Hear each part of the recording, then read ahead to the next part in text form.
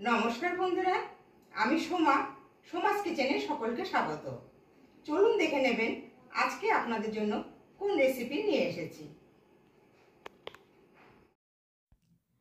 আজকে আপনাদের সাথে একটা মাখার রেসিপি নিয়ে এসেছি, শিম মাখা, যেটা গরম ভাতে একেবারে অমৃত। তাহলে চলুন দেখে নেবেন রেসিপিটা।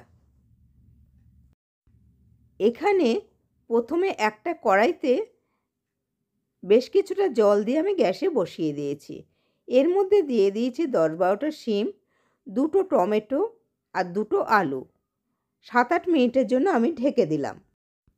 8 মিনিটের জন্য ঢাকনা দিয়ে ঢেকে দিয়েছিলাম। সব সবজি খুব সুন্দরভাবে সেদ্ধ হয়ে গেছে। এক এক করে সব আমি তুলে নেব। সেদ্ধটা যত ভালো হবে, মাখাটাও তত ভালো হবে। জল ঝরিয়ে সব তুলে নিয়ে আমি একটু ঠান্ডা করে নেব। সব ঠান্ডা করে নিলাম। এবার শিমটা খুব ভালোভাবে মেখে নেব।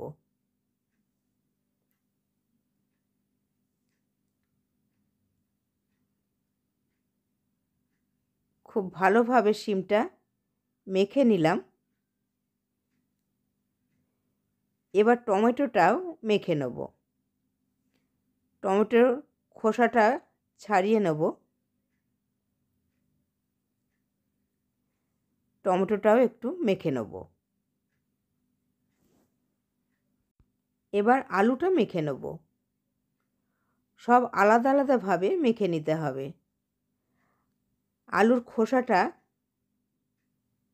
ছাড়িয়ে নেব। এবার খুব ভালোভাবে মেখে নেব।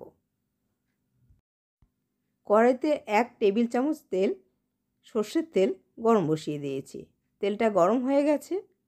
এবার এর মধ্যে দিয়ে দেব 5 কোয়া রসুন কুচি, দিয়ে একটুখানি ভেজে নেব। আর দেব 2টো কাঁচা লঙ্কা কুচি, একসাথে ভেজে নেব।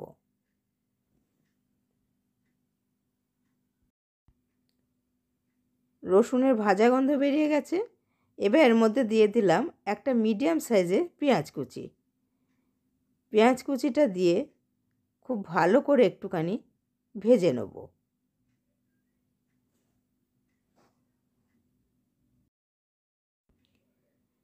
পেঁয়াজটা নরম হয়ে গেছে, ভাজা ভাজা হয়ে গেছে।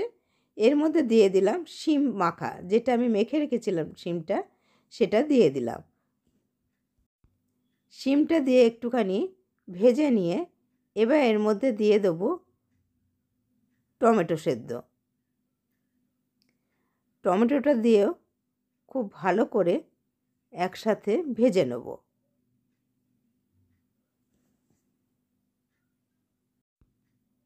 এবার এর মধ্যে দিয়ে দেব পরিমাণ মতন লবণ, আর দেব 1/4 চামচ হলুদ গুঁড়ো। খুব ভালো করে মিশিয়ে নিলাম।